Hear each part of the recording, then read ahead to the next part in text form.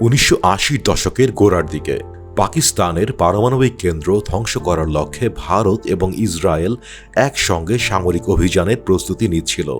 তৎকালীন ইসরায়েলি প্রধানমন্ত্রী মোনাখেম বেগিন এই বিষয়ে উদ্বিগ্ন হয়ে 1979 সালেই যুক্তরাজ্যের প্রধানমন্ত্রী মার্গারেট থ্যাচারকে চিঠি লেখেন। পাকিস্তান ও লিবিয়ার নেতা মুয়াম্মার গাদ্দাফির মধ্যে সম্পর্ক নিয়ে তিনি সতর্ক করে আশঙ্কা প্রকাশ করেন পাকিস্তান হয়তো পারমাণবিক প্রযুক্তি লিবিয়ায় হস্তান্তর করতে পারে। ভারতের গোয়েন্দা সংস্থা নিশ্চিত করেছিল পাকিস্তানের কাহুটায় ইউরেনিয়াম সমৃদ্ধকরণের কাজ চলছে। ইসরায়েল এই তথ্যের ভিত্তিতে ভারতকে সামরিক পরিকল্পনা, বিমান ও রসদ সহায়তার প্রস্তাব দেয়। পরিকল্পনা অনুযায়ী ইসরায়েলি F-16 ও F-15 যুদ্ধ বিমান ভারতের আকাশ সীমায় প্রবেশ করে গুজরাটের জামনগর ও জম্মুর উধমপুর ঘাঁটিতে জ্বালানি ভরবে। পাশাপাশি ভারতের নিজস্ব জাগুয়ার স্ট্রাইক বিমানও অভিযানে অংশ নেবে। তৎকালীন ভারতীয় প্রধানমন্ত্রী ইন্দিরা গান্ধী নাকি প্রাথমিকভাবে এই হামলার অনুমোদন দিয়েছিলেন, তবে রাজনৈতিক ও কূটনৈতিক পরিস্থিতির চাপে এই সিদ্ধান্ত থেকে সরে আসেন তিনি। পরে তার পুত্র রাজীব গান্ধী ক্ষমতায় এসে পুরো পরিকল্পনায় চিরতরে গুঁড়িয়ে দেন। অ্যাড্রিয়ান লেভি ও ক্যাথরিন স্কট ক্লার্ক রচিত deception, Pakistan, the US and the global weapons conspiracy বইয়ে বর্ণিত আছে ইসরায়েল পাকিস্তানের কাহুটা পরমাণু স্থাপনাকে লক্ষ্য করে একটি যৌথ সামরিক অভিযানের প্রস্তাব দিয়েছিল। তাদের মূল উদ্বেগ ছিল তথাকথিত ইসলামিক বোমা। এই হামলার ছক অনেকটা 1981 সালে ইরাকের ওসিরাক পরমাণু চুল্লির ওপর ইসরায়েলের সফল বিমান হামলার অনুকরণে গঠিত হয়েছিল। ইসরায়েল পাকিস্তানের পারমাণবিক উচ্চাকাঙ্ক্ষা নিয়ে ভারতের আগেই উদ্বিগ্ন হয়ে পড়ে। 1965 ও 1971 সালে পাকিস্তানের বিরুদ্ধে জয়লাভের আত্মতুষ্টি ভারতকে কিছুটা উদাসীন বানিয়েছিল। 1974 সালের শান্তিপূর্ণ পরমাণু পরীক্ষা ভারতে কৃতিত্বের দাবি জাগালেও তারপর ইন্দিরা গান্ধীর জরুরি অবস্থান ঘোষণা ও দেশের রাজনৈতিক অস্থিরতা জাতীয় নিরাপত্তা প্রশ্নে গভীর মনোযোগ ব্যাহত করে। তৎকালীন জনতা পার্টি সরকার এবং প্রধানমন্ত্রী মোরারজি দেশাই ছিলেন শান্তিবাদী, ফলে পরমাণু বা প্রতিরক্ষা নীতি তাদের অগ্রাধিকারের তালিকায় ছিল না।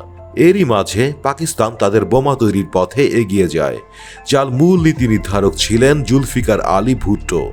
তার বিখ্যাত উক্তি ছিল, আমরা ঘাস খেয়ে হলেও পারমাণবিক বোমা তৈরি করব।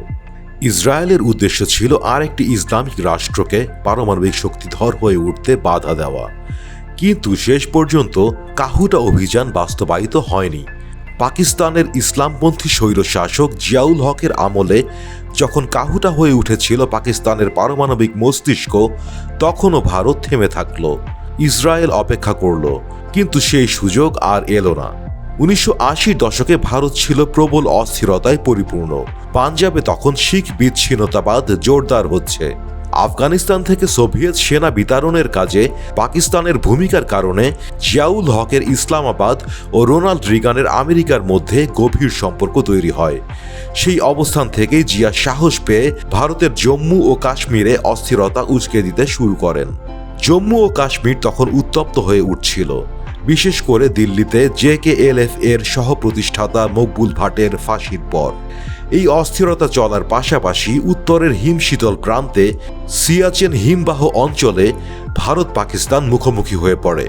এমন পরিস্থিতিতে ভারতের নীতি নির্ধারক মহলে শুরু হয় গোপন আলোচনার আরেক দিক।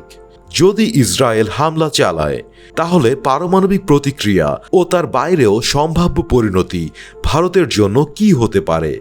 হামলার প্রধান দায় নিতে চাইলেও ইসরায়েল থাকতো দূরে, আর ভারতের সীমানাতেই হতো তার প্রতিঘাত।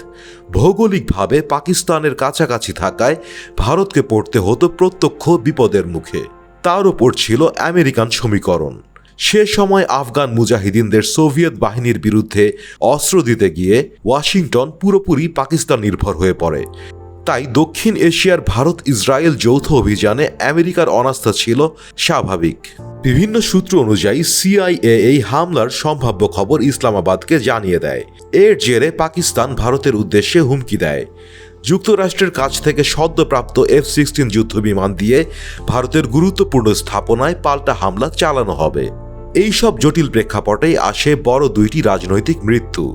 1984 সালে ইন্দিরা গান্ধীর হত্যাকাণ্ড এবং 1988-তে বিমান দুর্ঘটনায় জিয়াউল হকের মৃত্যু। পরবর্তী সময়ে রাজীব গান্ধী ভারতের প্রধানমন্ত্রী হন, আর পাকিস্তানে ক্ষমতায় আসেন বেনজির ভুট্টো। 1980-র দশকের শেষ দিকে পাকিস্তান পারমাণবিক অস্ত্র উন্নয়নে গুরুত্বপূর্ণ অগ্রগতি অর্জন করে। এই কর্মসূচির মূল পরিকল্পনাকারী ছিলেন আব্দুল কাদির খান, যিনি ডাচ পরমাণু কেন্দ্রে কাজ করার সময় ইউরেনিয়াম সমৃদ্ধ প্রযুক্তির নকশা হস্তগত করেন। পরে চীন ও উত্তর কোরিয়ার সহায়তায় পাকিস্তানের পারমাণবিক বোমা বাস্তবতায় রূপ পায়। 1988 সালে ভারতের প্রধানমন্ত্রী রাজীব গান্ধী এবং পাকিস্তানের প্রধানমন্ত্রী বেনজির ভুট্টো পারস্পরিক পারমাণবিক স্থাপনাগুলোর ওপর হামলা নিষিদ্ধ করে একটি ঐতিহাসিক চুক্তিতে স্বাক্ষর করেন। সেই থেকে প্রতি বছর 1 জানুয়ারি দুই দেশ একে অপরের পারমাণবিক স্থাপনাগুলোর তালিকা বিনিময় করে আসছে। এর ফলে অন্তত নীতিগতভাবে পারমাণবিক কেন্দ্র লক্ষ্য করে হামলার বিষয়টি দক্ষিণ এশিয়ার যুদ্ধ সমীকরণ থেকে বাদ পড়ে।